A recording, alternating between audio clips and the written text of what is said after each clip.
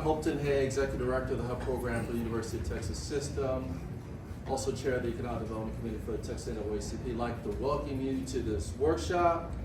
And we purposely call it Accessing Capital and Contracting Opportunities for Collaboration because the beauty, I think, of the branches is your ability to work with those organizations, work with those agencies to help meet the economic development needs of your constituents. And so I think it's really about building strong working relationships with those agencies, those lending entities that have the resources that are available, that are needed by your members, that have the opportunities available. So, since Mr. Guri has to hit the road, I'm going to ask Mr. Guri a couple of questions here. He is the Assistant Director of Program Management Division, Office of Field Operations, U.S. Small Business Administration, and he's been with the SBA for about 15 years now.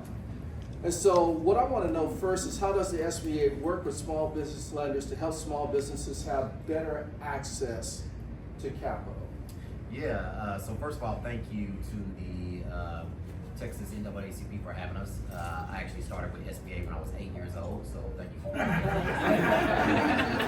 15 years. But yeah, so the SBA is doing a lot to increase our capital, especially to minority communities. As a result, we have created an equity action plan. And a part of the equity action plan, we're looking to engage more institutions like this, like the Texas NAACP and chapters all across the country, as well as other institutions that are historically serving the African American community. As we know, we typically get the least end of the stick when it comes to things like access to capital, access to contracting. So with this equity action plan, we have determined 4 pillars where we're going to do more within our minority community. So first is making sure that we are providing resources to make sure that more African Americans get access to loans, not just in our Office of Capital Access, but also in our exporting arena, also in our disaster assistance. We're looking to do more in that area. We're looking to do more in government contracting, more with our technical assistance, our counseling, and also more again with our disaster assistance, because we know that when disasters strike, we know what communities are impacted the most. We are one of the ones that are impacted the most. So that's how we're engaging in our equity action plan, but we also are the only federal agency that has a national MOU, what we call a Strategic Alliance Memorandum, with the NPAC, the National Pan-Hellenic Council, or the Divine Nine. So every Black Greek organization, fraternity and sorority, we are engaging on a national, regional, and local level to make sure that we are enhancing that equity action plan. Same thing with our historically Black colleges and universities. We're doing more on that standpoint. We have actually increased our grants to historically Black colleges and universities since 2020. So more of those are housing our small business development centers, where you get free counseling, our women's business centers, where women entrepreneurs get access to counseling, as well as our veteran business outreach centers. So in a nutshell, that's what we're doing more to make sure that African Americans and just our minority communities in general are getting more access to our loan programs in general. So I hope that answers your questions. So how can the branches, or how should the branches work with the SBA office, with the district office? How can they take advantage of all the resources the SBA has available? Yeah, that's a great question. So we have 6 district offices in the state of Texas. You can get connected with any of those. So we have a Houston district, a Dallas, San Antonio, which covers Austin. We have a Lower Rio Grande Valley, which is this area, South Texas area. We have a West Texas office, and an El Paso office. So you can get connected with me. I'm gonna leave Hopeton some of my cards. So if you're interested in engaging some of your local district offices, definitely let me know. I'll make that email introduction as opposed to just sending you to our website. I'll do the introduction for you to make it a little bit more solid. If you're interested in connecting with your local SBA office, that's a wealth of knowledge. That's where we're on the boots, on the ground, getting information out in our local community. So we definitely want you to get connected with our local district offices across the state of Texas. So I do want to let everyone know that the reason that he's having to leave early is because I thought the workshop was going to start at 1 o'clock. So it's really my fault. I made a mistake in terms of the time. It started at 2 o'clock. So he planned to be here for the whole workshop, but we're starting at 2 o'clock. The second thing is we're going to have a special virtual meeting. I'm going to have Ms. Spears, Secretary Spears, sending those to all the branches to have a special virtual meeting with Mr. Goree. So for those of you who can go back to your members, you may have more questions, how can we work with the SBA? We're gonna make sure you have a chance to talk with him at length. Does that sound good to everybody? Yes. So for, before he hits the road, how many people, would you share what branch you're with? Just, we'll start here. Grayson County.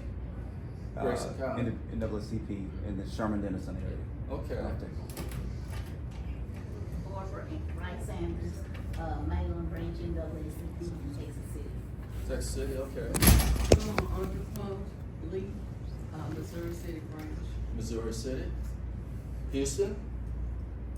Oh, You? I'm sorry, I should let you introduce yourself. Your mother had it. oh, hi, my name's Namora. I'm in the Houston Youth Council, Secretary. Oh, Houston Youth Council? There we go. All right, learn economic development. Yes, sir. Oh, good afternoon, everyone. David Sherman, San Antonio branch, third vice president. All right, we'll go. Oh, Diane Williams, vice president, El Paso branch. All right, yes, sir. Carl Wire, El Paso branch, Unit 6175, branch president, first chartered branch in the state of Texas. That's right, absolutely. Yes, we're here from the Collin County branch, so Plano and Frisco and all those up north. Very good. Yes, sir. Right there with the maroon suit. Okay. Did I get it right? New Essex County, right here in Corpus Christi. Very good. Yes, sir. H. Board Hall, Corpus Christi branch here, executive committee. Okay, very good. And the young lady that just walked in, what branch are you with? El Paso, Texas. And your name? 6175. All right. First branch chartered in the First branch. Hello, everyone. I'm Edie Minix from San Antonio, Texas, Unit 6219, treasurer. Wow. The two young ladies there. Hello, my name is Daniela Young, President of the Houston Youth Council. Excellent. Yes. Yes. Okay, my name is Ziggy Perkins. I'm part of the Employment Economic Committee Chair of the Houston branch. Sorry. Excellent. Love to have the young people. Absolutely. Yes, ma'am. Good evening, I'm Angelina Holmes, I represent the Houston branch and I'm also an advisor for the Houston Youth Council. Excellent. All the way to the back with the beard, sir. George Love, Lubbock, Texas, unit number 6189, founded sometime after El Paso. And the very first state convention I ever went to for the Texas NAACP was in October of 1992 in Lubbock, Texas. All right. Yes, ma'am, with the black hoodie. My name is F.J. Jones, I'm from Brazoria County, I'm the first vice president and membership chair. Excellent. Cora. Roy Graham, Corpus Christi, 6168, life member, past president. Also on the board for the Texas Association of African Americans of Congress. Thank you very much. Yes, ma'am. Did I miss anybody? Did I miss anybody? Yeah. Yes, ma'am. Oh, Elaine Jones, Arlington chapter, and my husband is the president of the district. Okay, very good. All right, so, Mr. Goree, do you want to take one more question before we head out? So we'll pull up one more question here. And then we're going to go back to script, of course, Mr. Brian Rowland. Everyone knows Mr. Brian Rowland, right? Yeah. Everyone should. Oh, I'm sorry. Dr. Rowland. Right. Dr. Rowland, longtime co-chair of the Economic Development Committee. We're going to split the moderating duties once we get through with Mr. Goree here. So my last question for him is, what is the best way for small business owners to take advantage of the SBA lending program? So when you're a small business owner, you have all these options out here. You're saying, Right. SBA guarantee, do I need to call the Texas Mezzanine Fund? And then you go to Unity Bank. So what would be the direction we give someone, say, how can I best take advantage of the SBA lending program? Yeah, so we saw that it was an issue or a barrier for individuals to go out and start knocking on doors and going to different banks to figure out what bank may be the best route for them to get their project or business funded. So SBA created something called Lender Match. It's kind of like a dating situation between borrowers and lenders. So we recommend that you go to our website, fill out a brief profile under Lender Match. That profile is sent to our more than 2,000 lenders that we have partnerships with across the country, and they determine if it's something that they are interested in funding, and they will reach back out to you. So it cuts down on that knocking on the doors of different lenders, where we're actually putting you a profile and getting you connected with lenders directly. The other thing is 9 out of 10 small businesses fail within their first 18 months simply because they're not prepared. We want you to come to us first. So before you start talking directly with that lender, come to us. Let us connect you with a resource partner to either go over your business plan, your financial statements, help you do your feasibility studies, help you with your market research, all at no cost. And these are some of the things that the lenders are going to look for and ask for. So come to us first, get you connected with one of those resource partners so that you can have all your documentation in place. So when it's time for you to get that loan, there won't be any barriers or any roadblocks that help prevent you from getting that funding. Any questions for Mr. Goree? Going once. Question, I just was not a question. Sure. Can you speak also about your credit history, because that's an important factor too? Yeah, that's a great point. So our credit, it really is dependent on the banking institution. So we're the guarantor of the loan. We're not a direct lender. We do give banks the ability to be preferred lenders and approve the loans in-house. But again, the best thing to do is to come to us first. Let us connect you with a bank that is more willing to lend in your situation. For instance, not all banks are interested in lending to restaurants. So let us assess your individual situation and figure out what bank may be the best suitable for your particular needs of your business. So our small business development centers, women business centers, SCORES, and veteran business outreach centers can make those connections for you and get you connected with the appropriate bank for your particular individual situation. What does one have to come to you? Nothing. You come to us with an ideal. If you're interested in starting a business, you don't know how, you come to us in the ideal phase. We help any and everybody from that ideal phase to they have a business, they want to take it to the next level. And your contact information? Sure. I'm gonna leave Hope some cards to make sure that you have that information if you want to get in contact. Thank you. And make sure, don't let him leave without him giving me the card. So stop it.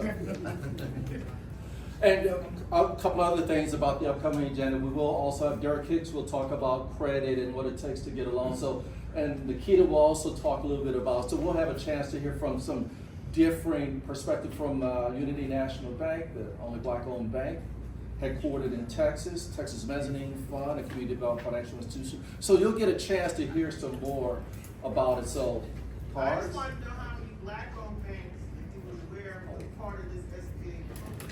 Ah. Yeah, I'm not sure. That's a good question. Because we don't have them. Yeah, Well, let's ask Unity. No, there's not a lot. But Well, yeah. let's ask Not a lot Unity. here in Texas, but that question was asked to me. So I was just curious about, are we keeping track of how many black-owned banks actually exist? So that will be an association type situation, like the NAACP or the Texas or Black Chamber should be keeping track of those. But if there's any interest in once these institutions are set and they want to become SBA lenders, we could get them connected with getting that preferred status of SBA loans. Ms. Graham, we were just discussing black banks here. My number was 23 at the time, and I just heard, this is nationwide, this isn't state. I just heard an updated number of 17 black banks in the country who's at the level of the lending that will be able to partner with SBA. And we have one in Texas. We got one in Louisiana called Liberty Bank and Trust. Yep. And that one was started in 1972. And they also, can I say they have an office here? They have a virtual. Well, yeah, I'm teasing the kid. yeah. No, they also cover Texas. So we got 2 black banks working directly in Texas to support the black community. So there are 2 black banks there. So at this point, I'm going to jump back to my presentation. I went out of order to get Mr. Goree out going, but let me jump back here. You see who we have here. Ahmad Goree. We have Derek Hicks, president of the Texas Mezzanine Fund. We have Nikita Bro, portfolio manager and commercial lender for Unity National Bank. We have Matt Houston, chair of the Texas Association of African American Chambers of Commerce. Because I will say unequivocally, the branches should work in partnership and collaboration with the local black chambers of commerce. Say that again.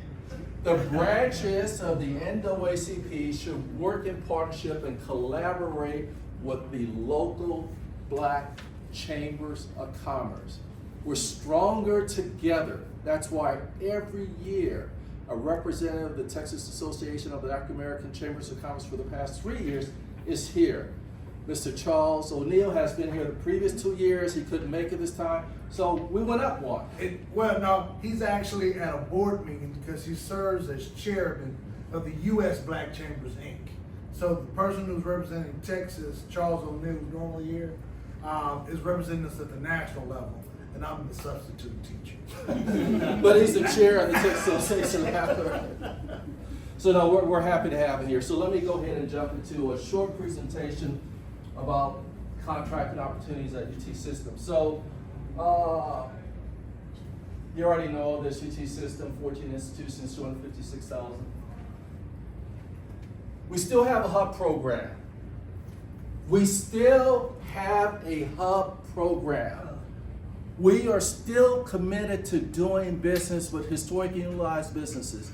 We are still committed to doing business with Black-owned businesses. Nothing has changed in that space. Let me be clear. Nothing has changed. The HUB program is part of the Texas government code. We have some lawyers in here, right? At least one in the back. It is part of the... Well, all I can talk about, my job is to keep moving forward. I say take advantage of the program. It still exists. That's what I'm here to say. And do we have any other hub coordinators here who'd like to stand up real quick from DR and say a couple of quick words? Good afternoon, everyone. My name is Victor Atkins, and I'm a hub coordinator with DIR. We manage all the IT contracts for the state of Texas. So definitely I have another colleague. Her name is Brianna Ballinger, manning the booth right now. So please stop by if you're in IT space. If you're not, we can touch base on the hub program to help you in any facet that we can, because that's what we do as hub coordinators, and we travel throughout the state. So if you're having an event in your respective area, you can stop by the booth and get a card, email us. We'll do our best to come to administer information as far as the hub program as well as DIR. Thank you. All right, so still take advantage of the program, still call on hub coordinators. That has not changed. And as long as that is the law, I am following the law. And the law means we need to make sure you have opportunities, right? That's right, absolutely, no change. No. Is this being recorded? It's being recorded, so. And I'll say it again. Your name's gonna be on the thing, trust me. I'll say no, and no change, no change. So we spent $708 million with hub firms in 2023, but to find out about opportunities to do business with the University of Texas System, we have something called Bonfire. And so when you sign up for Bonfire, anybody can sign up. You tell them in the system what products or services you want to get notified about, so that you can submit your bid or proposal for it. And on the DRR side, you guys use what, the centralized master bidders list? Yes, sir? Yes, sir. All right. So you want to give them a quick 30 seconds on why they should sign up for the centralized master bidders list. Yes, He didn't know I was going to ask him about that. No, I sure didn't, but that's okay. The centralized master bidders list is a database you can utilize if you're a hub certified company, or if you're not a non-hub, you can also register, and that's where you receive the email notifications based off of your NIG commodity codes that describe your goods or service that you can provide. And then to follow that up, you can take a step, the next step is utilize the ESBD and take that NIGP code and do a search for any contracts that's available statewide. Take one, pass them. So we want you to continue to take advantage of the HUB program. There's been no change. The HUB program still exists. We want you to take advantage of opportunities to do business with the University of Texas System. Nothing has changed. So for those of you who have your camera phones ready, we got a QR code, so you can use your phone go straight to the website, sign up, or pass this information on to members to take advantage of these opportunities. So we want to make sure that your members who are in business take advantage of these opportunities. The HUB program is still the HUB program. HUB coordinators are still trying to help hubs be successful in doing business with us. It is business as usual.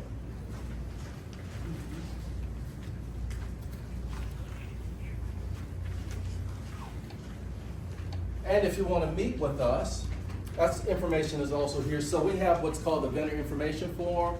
Online, you can sign up and say, we want to meet to learn more about how to do business with you. You can sign up. And can anybody get the QR code from that? If someone wants to do an experiment, see if that actually works this far away. No. It's also going to be on here, by the way. That's why I had these made. Is it popping up? Just fine. We don't have to address fine here, but okay. At least from right here. All right. So we also have a HUB vendor resource guide. So we put together a guide of small business development centers, minority business development agency centers, procurement technical assistance centers where you can go for assistance. And that's really it. So once again, does the HUB program still exist? Yes. Do we want you to do business with us? Yes. Nothing has changed. Keep taking advantage of the program. Just take advantage of the program. All right, we're going to go back to our agenda here. All right, so also what we want to talk about is access to capital. And we started off with Mr. Goree, and now I'm going to go to Mr. Hicks, president of the Texas Mezzanine Fund, and after I finish the Q&A with Mr. Hicks, I'm going to turn it over to Dr. Rowland to work with Nikita or Ms. Bro and Mr. Houston. So, Mr. Hicks, what is the mission of the Texas Mezzanine Fund and how do you fit in a continuum of sources of financing for small businesses? And I asked him that question because there are banks, there are community development financial institutions, there are all different kinds of lenders, so I want him to give an idea of where they fit in all those different sources. Sure. So, first of all, thank you. Appreciate it. Thank you all for your attendance today. I really, truly appreciate you taking the time to come in and listen and see what we have to say here and figure out how we can partner. Texas Mezzanine Fund is a 25-year-old CDFI, or Community Development Financial Institution, which means we sit adjacent to and slightly below the banking industry. We are non-depository. Now, there are banks and credit unions that are CDFIs as well. We at Texas Mezzanine are one of the largest in the state, and we're non-depository, so we're not in competition with banks. We are there to figure out how to provide capital access points throughout the state for women and minority-owned businesses. From a mission standpoint, it's just that. How can we support our small businesses in this state with capital access and job creation so that they can grow? Right? We are really focused on impact, and we define impact as creating individual success stories throughout the use of our commercial products. So we want to make sure that we are the pebble that hits the pond that creates the ripple that allows equity and growth for small business and dreams throughout the state of Texas. Now, how do we fit? As mentioned, we are one of the largest CDFIs. There are about 50 in the state of Texas. We're a direct lender. We lend to small businesses, we lend for affordable housing creation, we lend for community facilities. We are also a new market tax credit CDE, or community development entity, which means we provide tax credit allocation to community impacts opportunities across the state, such as the Dallas Parks Off YMCA, San Antonio Food Bank, North Texas Food Bank, Women's Genesis Shelter, projects like that where we're helping to see businesses grow.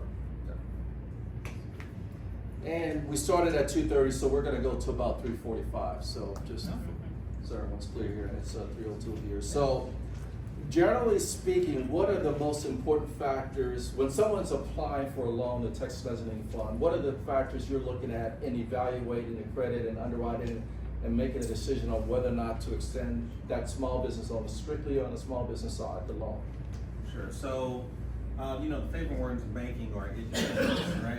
It depends, right? But first things first, we have to make sure that the opportunity that you're looking for your business can afford to pay for it, right? We wanna make sure we're gonna look at your cash flow and see whether or not that's sufficient. But because we're a CDFI, it's not just about do you fit inside the box, but more along how can we help you obtain the goal that you're trying to achieve. So if you come in and you tell us what you're trying to do, we're gonna have a conversation about how the process works. We're gonna describe what debt service coverage ratio looks like, make sure you understand that, make sure you understand why we're looking at your collateral, how that fits into the picture. As a CDFI, we tend to have more flexible terms, meaning if you've got a credit hiccup, we can probably work with you. If your collateral, meaning you need 90%, 95% loan to value, we can probably figure out how to work with you. If you haven't been in business that long, even if it's not us, we have CDFI partners that we lean on to say, it may be a better fit here versus here, and we all try to figure out how to find the solution. So in this space in general, we're working for solution creation, not whether or not you fit some predetermined model. And that's it. We collaborate to try to figure out, help find a solution for you and then make that work.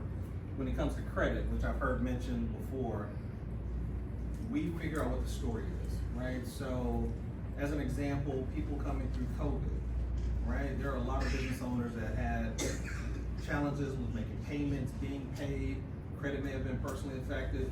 We look at that scenario and say that was a snapshot in time. You were good before, you're good after.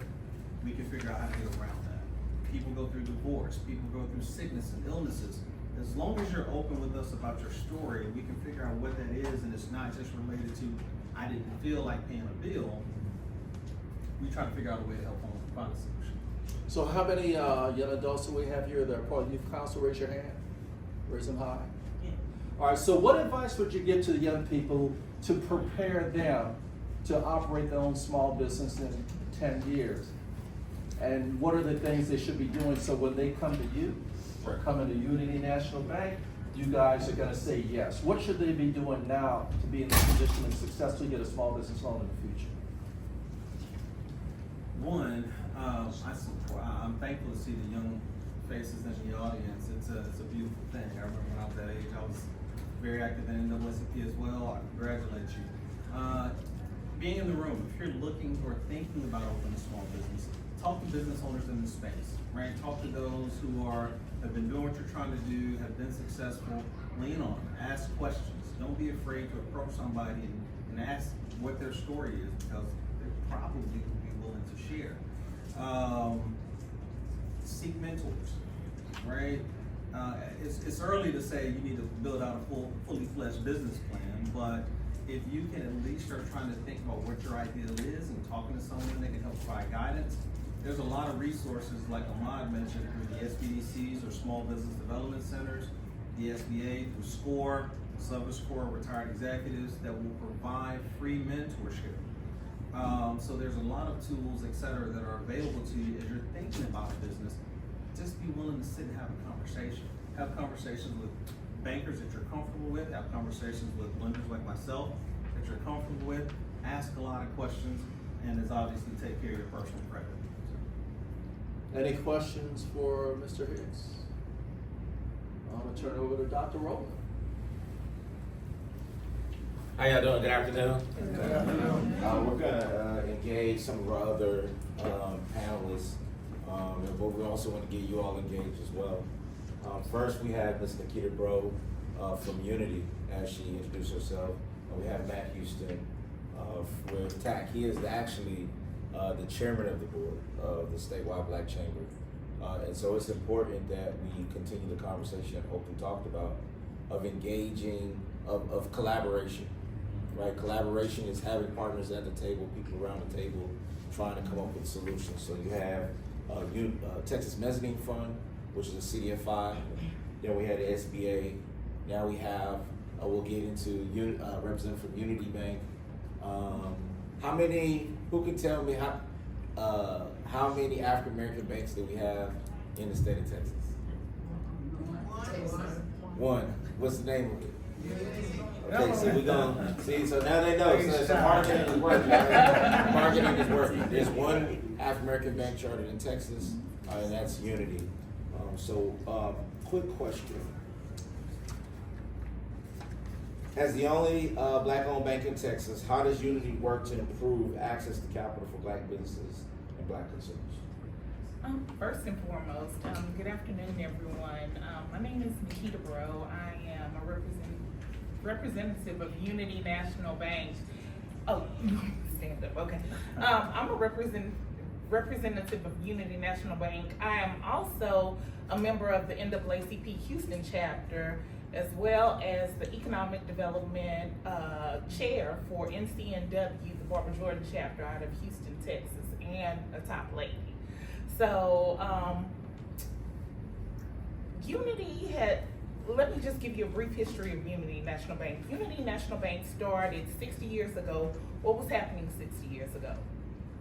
The civil rights. And Unity basically started in Riverside, 3rd Ward, basically because there were a bunch of African American preachers, attorneys, doctors who could not borrow rather, and banks wouldn't even take their deposits. So they came together and started Unity National Bank. Right now, Unity National Bank is one of 17 African American banks in the United States. It's the only African American owned bank in the state of Texas, and we're one of 3 banks, minority owned banks with a federal charter, meaning we can lend all throughout the United States. We have a ton of, we were birthed on the fact of serving the unserved, because we are the unserved. So we partner with a ton of individuals and corporations and other lenders. Like, we're a certified SBA lender. We also work with the Federal Home Land Bank. We're a lender with the Federal Home Land Bank. We're a lender for the USDA, and we have a ton of programs that are available. And the great thing about working at a community bank is because you get a chance and the opportunity to see the person, as opposed, and I've worked at major conglomerate banks. I got my formal credit training at Wells Fargo, and there the lending was black or white, yes or no. Most community banks, you get a gray decision where they understand who you are, they understand the community in which you serve, they understand what you're trying to do, they understand your potential growth, and your decision is more customized and more tailored.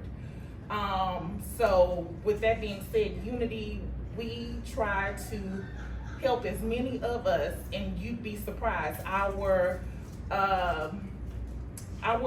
clientele is literally the Rainbow Coalition, because you have to take into consideration at Unity, well, at other conglomerate banks, the minority was anything that was not white. So here it is, we have Hispanic clients, we have Asian clients, we have Pakistani clients, anything you can imagine we have on our books, because these people have been discriminated against as well. And I tell people, like, all the time, just looking at like common things that shouldn't be discriminatory in the lending process but are discriminatory. So, like, say for instance, HMDA, which is, you know, disclosing your information on the loan application, and you have the opportunity to check, I wish to not disclose, I wish to not disclose, I wish to not disclose, on your race, on your sex, and everything else. But what is the one thing that you have to provide in the lending process that will disclose who and what you are? Not your social. You have to provide a copy of your driver's license. So you're telling me I can tell you no on here, but then here it is, you have someone looking at who you are here. And so that might be good in the right hands, and it might be wrong in the wrong hands. So with that being said, the system is set up to, listen, how can I politically say this? When it's not for, when it's not to black folks' benefits. Exactly. So Your name don't tell them. exactly, and your name tells them, and things like that. So you have to find the Texas Mezzanine Fund. You have to partner with the Black Chamber of Commerce. You have to, literally, everyone that is sitting up here should be an ally to you, your members, and everybody that you have any close contact with, because we have the resources and tools, and if we can't get it, we're gonna find somebody to help you get it. We'll call this person, we'll call that person. We have a village to make sure that you all are having access to start that business, to grow that business, to multiply your income, to leave a legacy, because that's what we all should be doing, leaving a legacy. Thank you. Oh, I'm sorry. Speaking of legacy with your daughter. And let me tell you, my daughter, she started the NAACP. She ran for the Executive Youth Council in the 8th grade. And she's in the 10th grade right now, and she knows like every aspect of financing. And it's also having that conversation, because a lot of parents don't talk about money. Schools don't teach it. They don't. Like, and you have to have that conversation with your children, with your grandchildren, with whoever you have any contact with, to let them know the ins and outs about money. The ins and outs, it's okay being a worker, but it's more better to be an owner. And so, have those types of conversations. Okay. Real quick, since we have branches throughout the state, this does Unity, and I think you briefly said it, but I wanted to hear that, which means if we talk about partners, allies, and collaboration, does Unity extend loans to consumer and businesses owners not based in the Houston area? Yes, that is correct. We have federal charter where we can lend all throughout the United States. We have 2 locations, brick and mortar locations in Houston, Texas, 1 in 3rd Ward, 1 in Missouri City. We also have a location in Atlanta, Georgia. And a lot of people don't know, like we have, like say for instance, if you were out here in Corpus Christi and you wanted to open up a Unity National Bank, you can do it from the website. And then you can also have access to your money at all point ATMs. So our non-decision shareholders are JP Morgan Chase, Wells Fargo, Citibank, Amegy, Cadence Bank. All of these ATMs you can use for free to access your money. But not shared banking. Huh? You don't have shared banking. Shared banking? Where you have maybe another branch or bank here that you. Well, you can, like with the Without it being ATM. no, so like you would have to do the actual transfers or the wires or things like that. I want to ask you a Yes, question. sir. I want to ask 2 questions. One is, do Unity Bank do anything along the lines of assets protection? I know a lot of people talk about money, but in this day and time, you need to have asset protection so that your funds are protected. I know FDIC only covers up to a certain amount, I think, what, $250, something like that. Do the bank also offer another type of insurance if your money is above that? For example, like Lords of London and so forth. Do you all have that? And do you also help teach and train people about asset protection?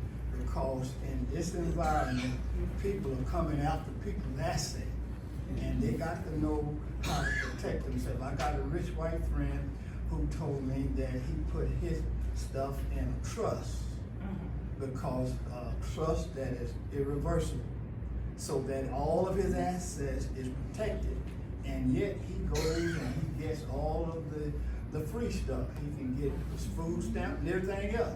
Because once you put your finances in a trust, you don't own it, you just manage it. And it don't show you as the owner.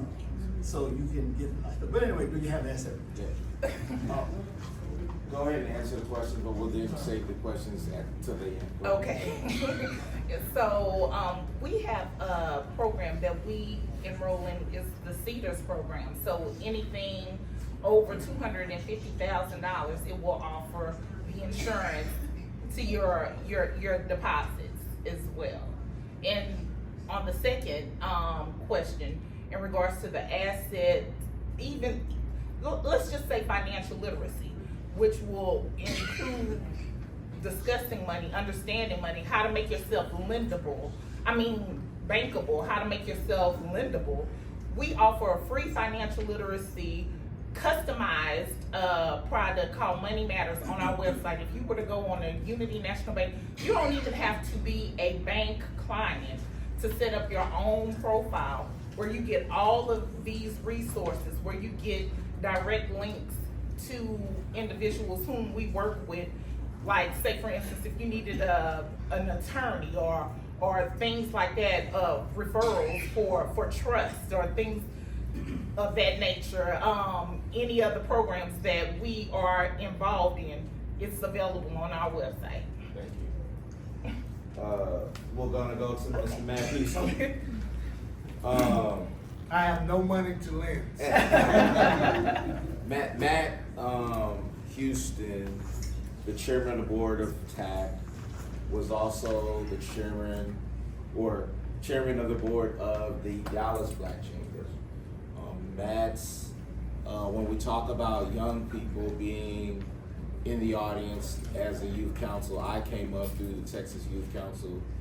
Matt's family had a business, and Matt came up through his family business. So when we talk about, again, collaboration and actually the experience of what we're doing, we have people who have that experience. And so that is why Matt is the youngest chairman of TAC since its inception.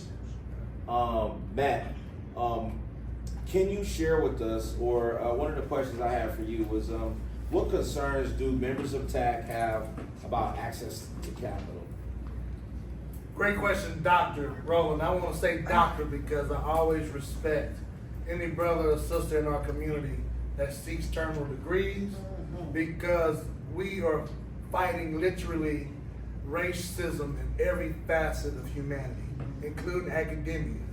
And people of color who care about our community, who's getting those terminal degrees, are literally fighting the academic institution that told us that blacks were inferior to every other four races since the 16th century. So I want to provide that context why I always want to say doctor to someone who's supporting the community. Secondly, I love y'all. I've been a part of the Dallas Black Chamber my entire life.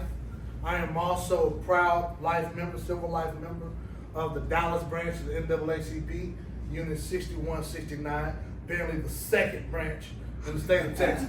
Oh, not a third, one before. So, but it's great to be here. I want to thank you. We started this coalition 3 years ago between TAC and the NAACP because we all need to work together. And we are all tired because it feels like we're losing. Because this system was against us, right? Now I would like to answer your question. Why do TAC members, well, give me a question. What concerns do members of TAC have about access to capital? Great. Members of TAC, one, are 30 black chambers of commerce throughout the state of Texas. We have Ms. Coretta Graham, who is the president of the Corpus Christi Black Chamber of Commerce. Dr. Rowland, who's been really engaged with the Prairie View Black Chamber of Commerce. We also have Ben Brown, who's with the Ennis Freedmen's Chamber of Commerce. Those are 3 separate markets out of 30 chambers across the state of Texas who serves local black-owned business. We are super concerned that our access to capital from the state level is not disseminating effectively to our communities. Black taxpayers in the state of Texas range from 13 to 16%, which means if you own property, if you have any type of business that you're running in the state of Texas, and you are African American or identify as black, you contribute to the state economy. The issues that we have is that those monies from state agencies or systems that's placed politically based on lawmakers will not allow our communities to get the structure or infrastructure to support back to our communities. And there's been a fight for decades. I'm not going to date Mr. Hay here, but he's been on the front line to provide access for our businesses across the state to at least have protections so that we can build wealth. Why is that important? When your businesses can grow, you can hire within your family, you can hire within your community. You can be able to support infrastructure like your community churches, like building types of supplementary institutions outside of government-based things like educational things of that nature that you can profit from, but also contribute positively to the community. And then thirdly, you can build the leadership within your community so you can provide a voice to change laws to benefit the community. When you don't have access to capital in a capitalistic society in which the United States is, when you don't have that access, you cannot provide those infrastructural things to build our community.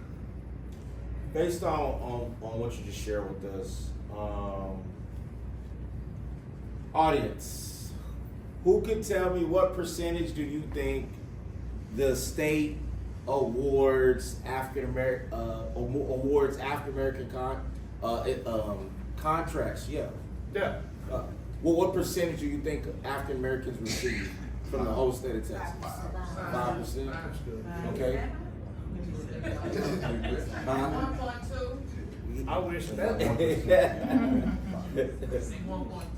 Yeah. It was 1.2 maybe 8 to 9 years ago. Yes, it's less than 1%. Last time I saw it was 0.92%. So 5 is a good thing. That's an increase, right? Right, and remember how much do we contribute to this economy? 16%. Right, and so, or especially the capacity for our business to be able to do that. But in order to do so, state government is essentially a catalyst for the economy to work, right? Just like your local business, just like at City Hall, when you provide their resources to help you in your neighborhood, state government runs the same way because Texas we're a part of a larger cause in the U.S. and in the world, and so our communities need to be represented there. If we're not represented there, we will be left behind. Since we have several branches in the audience, how can the NAACP branches work with local black chambers together to increase economic opportunities? One, we have to talk to one another. In Dallas, I re-engaged with the Dallas branch specifically so that I can at least report during the Economic Development Committee meeting what the Black Chamber is doing on our end so that there is clarity in communication, right? When you can communicate, at bare minimum, you don't conflict schedules with different events so that you don't cannibalize each other's event, right? I'm not a preacher, but I may have a word today. But secondly, communicating with one another allows us to have more capacity to do what we're purposed to do. The NAACP is purposed to change policy, law, or to have a foundation or an organization to support legal professionals to change the law of our communities. The Black Chamber of Commerce is a space, a large public meeting space where business and the community can come together and transact. if all of us are trying to figure out how to bail water because there's racist practices everywhere, and we're not able to specifically focus on what our mission is, then we're not able to effectively move forward as a state because we're not unified as a people. So I'm gonna ask a question and all of y'all can answer, and then we're gonna turn the questions to the audience. We'll start with Mr. Hay, who's representing UT Systems. Yes, sir. In your capacity and role, what would you say that black businesses and/or NAACP units could do better to support the effort for opportunity? So that's a great question. You know how people like to say that's a great question. They say, oh, that's a great question. Okay. Look, we need you to bid the work. We can't hold our people accountable unless you bid the work, right? So, but I've been in this business over 30 years. I can talk about black businesses that we worked with that are multi-million-dollar businesses that did a lot of UT work and have been incredibly successful. I can talk about black businesses that went bankrupt and failed. And you know what breaks my heart? Rest in peace, seeing that business owner win a huge contract and fail. So I always say, encourage your members to go after the opportunities, but make sure when they're going after opportunities, they're going after opportunities that may make them stretch a little, but not too much. So I'll just give you a quick example. See, I'm not going to go off on a tangent. I promise. So I'm going to No, but the goal is, if the largest contract you've done before is $1 million, are you really ready for a $10 million contract? I mean, bankers, what do you say? Correct. So because the scale up, how many of you have owned a business, had employees? Raise your hand. Raise your hand. How difficult is it to find, when you bring in the new employees, to do the work as well as you did it? Is that easy? So you gotta have time to train them, find the right people, scale them up. We want you to grow. I want you to bid the work, but I always tell black businesses, I want you to bid the work that you think you can do and do well and succeed. I don't want you to put yourself in a position of failure. And I tell my general contractors, I want you to hit the goal. But do no harm. I am not in the business of having people bid our work and say, we're gonna just give this guy this huge contract, and they struggle and they fail, say, whoa, we tried. No. So just go after the work. UT, Texas Tech, A&M, Textile, absolutely. But actually should work with the Small Business Development Center, work with your black chambers, because the chambers, they understand this, they're in business. Mr. Houston is in business. So with guidance and counseling, pursue the opportunities that's the right fit for you, and balance the risk versus the return, and you don't want to put your family in danger, financial danger. I will suggest most of your communities, most of y'all live in a city. Your city has a city council. Your city also has an economic 4B or 4A, which is the economic arm of your city. There's opportunities for you to serve on those boards. There's opportunities to find out how your branch could get money, right? 4B can contribute money to nonprofit organizations that are doing work in that space. So for example, not the branch like the political action committee, but no, your economic committee or housing committee could be partnering with a Texas Mezzanine Fund in your local community. You didn't go to the EDC and say, hey, we need $10,000 to put on this event.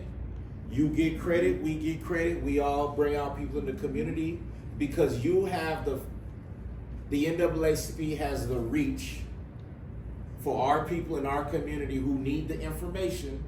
And all we did was partner with Texas Mezzanine, partner with Unity, partner with the Black Chamber, And now you have the city, which is their goal is to get to the information out and impact the same people. And so now you have a collaboration of 4 to 5 people and the city paid for it, right? And so I want us to redefine or challenge ourselves of how we look at making government work for us. So that was my piece I will put out there. If y'all have any additional questions on that, let me know. I can help navigate and guide you. And then now we're gonna open up questions for everybody on the panel so everybody can get engaged. So we will start with the hand in the back, and then I think it's Mr. White from El Paso. White, is it White? Dwight. Dwight, okay. So, I actually sit on the board of the Chamber of Commerce in my county, but it is Is that just Brazoria County? starting, yes. Yeah. It With is Zoe just starting. Hayes. Is Alonzo Hayes? Lorenzo Hayes. Mhm. That was good. So I think that the biggest problem that I see with them is just really just trying to put the infrastructure of the chamber in place. Right. So how can the Texas, attack help them? And what can the chamber do to reach out to you guys, Unity Bank and Texas Mezzanine, to be a resource for this particular chamber or any chamber? Because Brazoria County got a whole lot of black people there. They sure do. A lot of black people.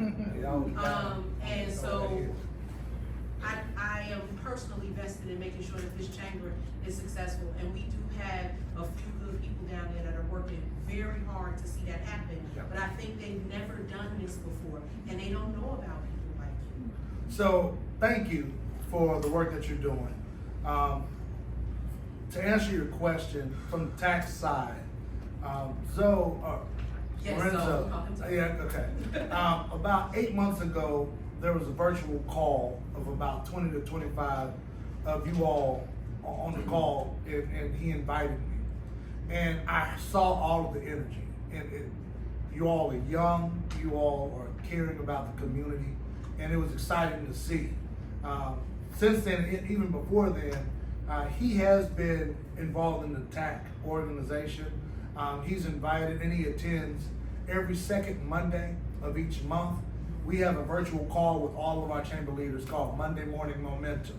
It's a space where our chamber presidents, our chamber chair people, we all can meet once a month just so that we can touch base. We started this under our predecessor, Courtney Johnson Rose, who's the former chair of the Greater Houston Black Chamber, during the pandemic, just to see how everyone was doing.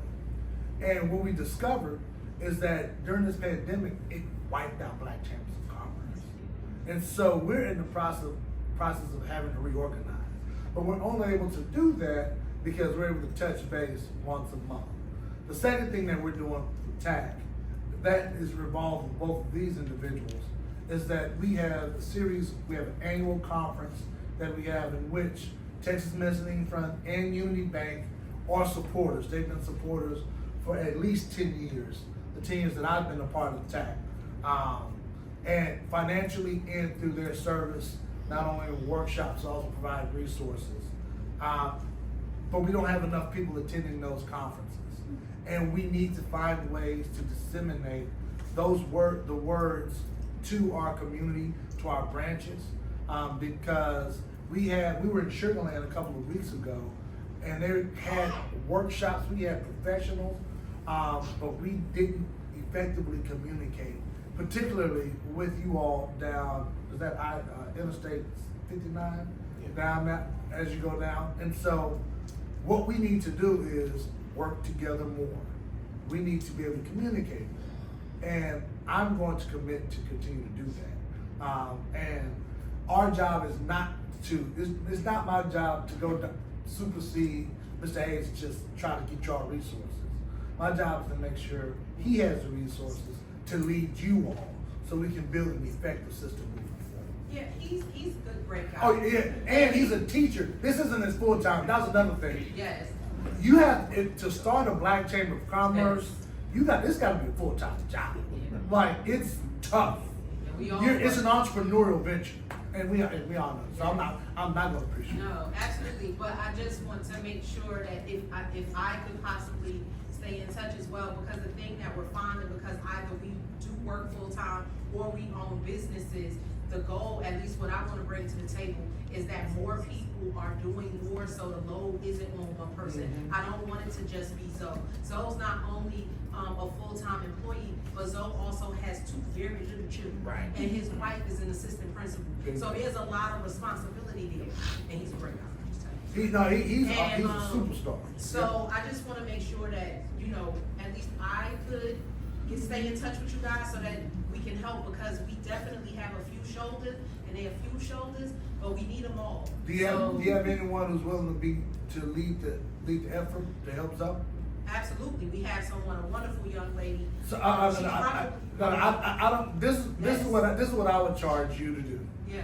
I would charge you in your group to communicate with Mr. Hayes. Y'all find a way to disseminate energy so that you all can be in communication.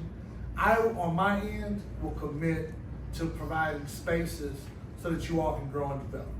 The first space I can think of is January 15th.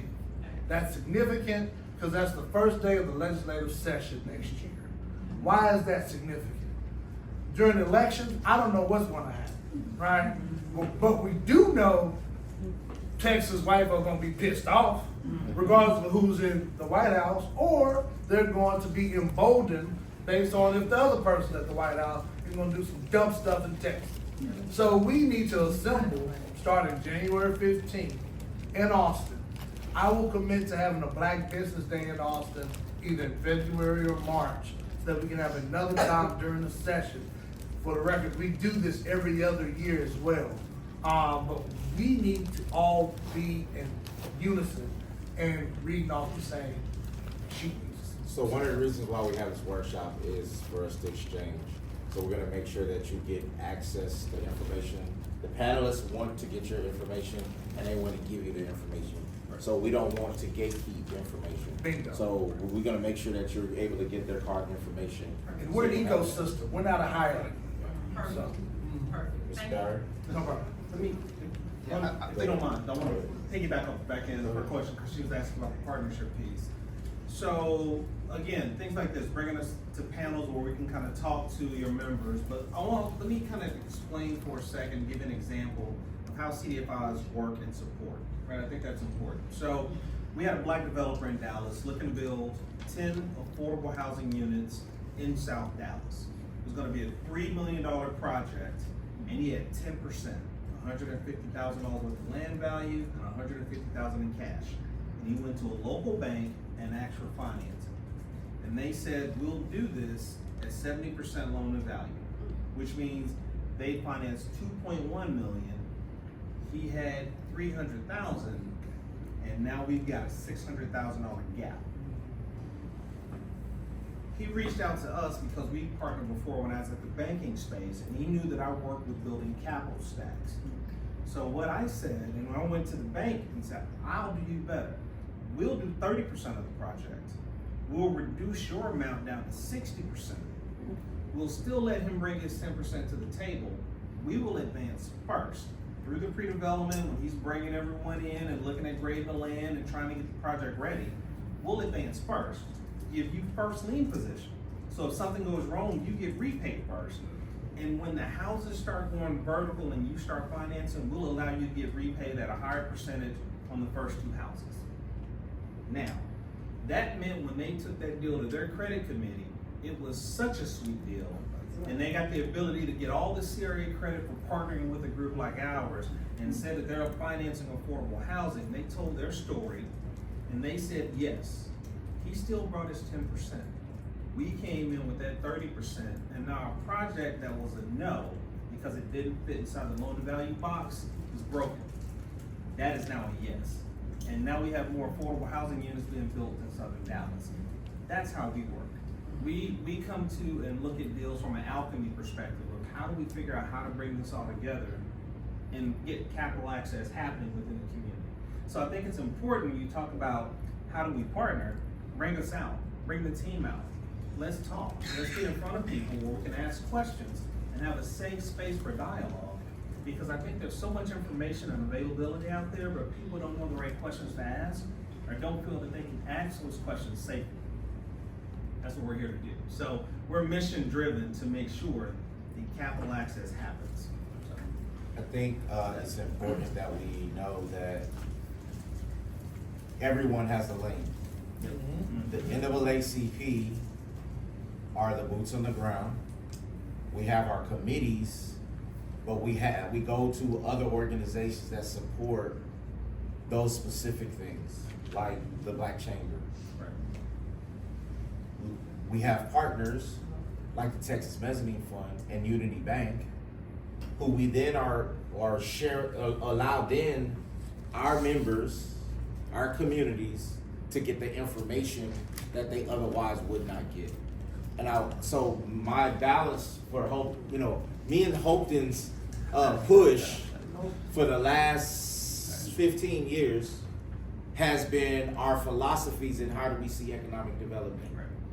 I'm more of, I want to be in the room for 45 minutes talking about the play that he just talked about, but so much time we spend the 45 minutes talking about what we talked about at the beginning, which is good, solid foundational things, right? I'm learning to learn that.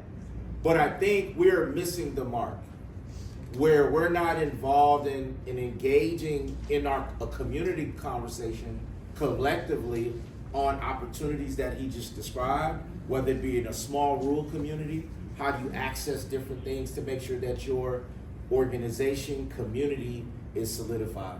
Go ahead. The only thing, I mean, this is great, especially, I'm from El Paso, 6175. If I didn't say it, First Branch. But I want to know, how do we, because we, my vice president here, Diane Williams, she'll tell you also. So we partnered, or have attempted to partner with our Chamber of Commerce here. First time ever that the unit out there got with the Chamber. But we're not seeing that return on that. And we don't have, as far as I know, a Black Chamber. We have a person who thinks she's the Black Chamber, but we don't have a Black Chamber. So how do we get that? And I think it goes to her question, how do we get in there to get those? Because they all come to us because they think the NAACP has all the answers and we're supposed, and it's like, I don't know, this ain't what I do, but we need that help out west, 3% Black. Yeah. But I'm gonna tell you what we do have out there. We have a African-American community that's veterans, retired, disabled veterans with pockets full of money that's running around with a bunch of food trucks and tablecloths and paparazzi stuff that should be in brick and mortar making money, but we're not bringing them together to get that Black economic development. So how do we, way out west, get tied into this? We're gonna let this be the last one because we're about out of time. Go ahead. Okay. One, if you could give one, I'll give you my contact information, and I'll share with you. And I'll also share Charles O'Neill's information. He's our day-to-day person. Secondly, the young lady who you said operating, if you give her our information, I'd love to help her create the formation or establishment to create whatever Black Chamber you need. The reason why I say that is because Black Chambers of Commerce have a different role than Chambers of Commerce, especially in the state of Texas. Because traditionally, Chambers of Commerce are really just spaces where people can engage and meet one another to form business. Because Blacks have been excluded in that traditional form, we have an extra layer at the Black Chamber of Commerce, which is a bit more leadership development or community mindedness, advocacy. That's why we should always team up with NAACP, because we're not the advocate. We're not civil rights advocates. We're civil rights advocates for Black folk. And we never work together because corporations, quite honestly, pin us against each other because we're competing for the same fund. Now, if we create a financial model in which our community can fund both organizations, we don't have to ask no corporate folks to sponsor. But that's another discussion for another. So I'll just say in response to that too, Have Message will travel. If you need us out at your local meeting to do a capital access panel for small businesses, let us know, we'll be there. Same here. Yeah, if you need us out.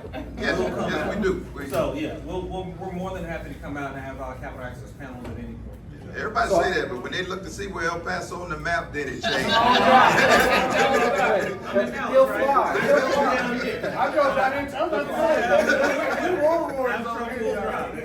So I want to bring this all the way back around you to here. So collaboration.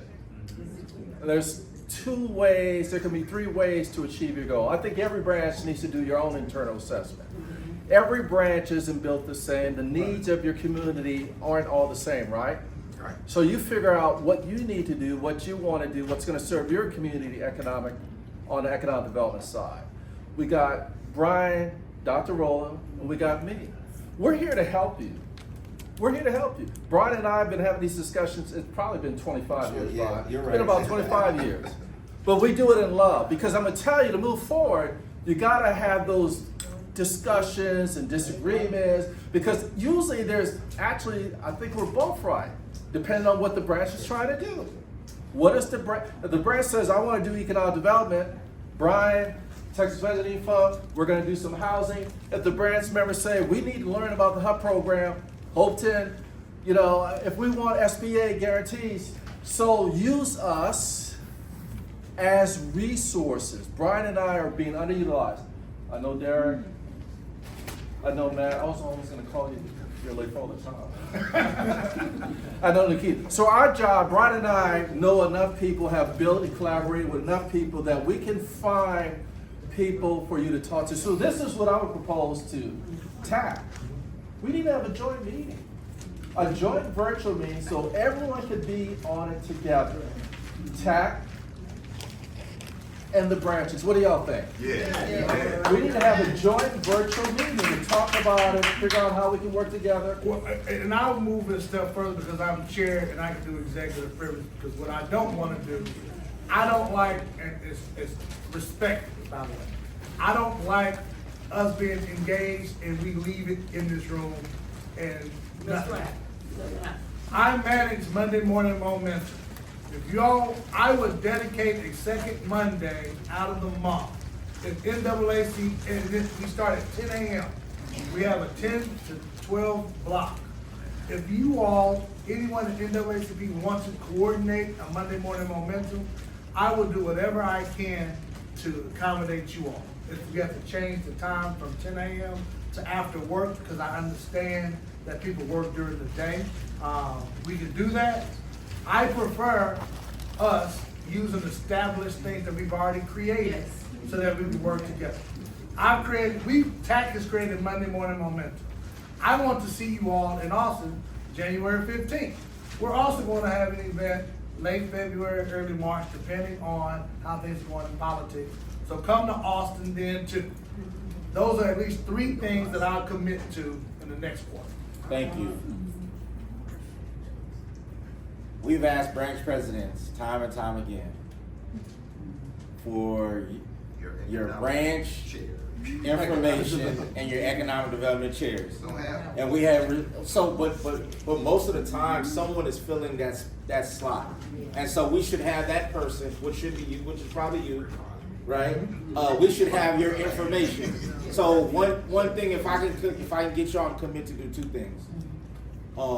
Take down my email and my phone, and a phone number, and you're gonna send me your branch information. My email. Send it to the chair too, by the way, so yeah, absolutely. Yes.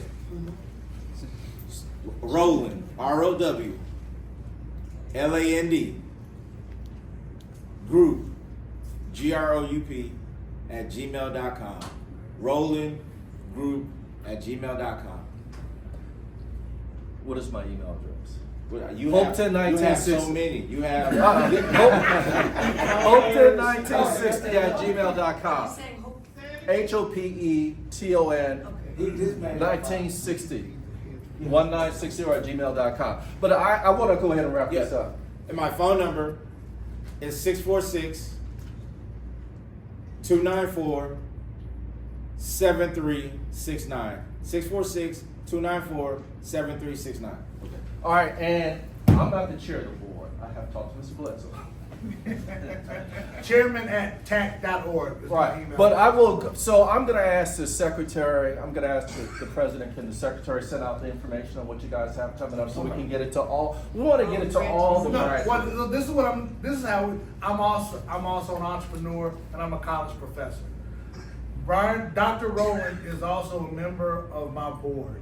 Since he's the liaison between our organization and the NAACP, I just asked him if he could be the point person to coordinate this with the branches. So whenever you all email Dr. Rowland, we will coordinate a Monday to make it work.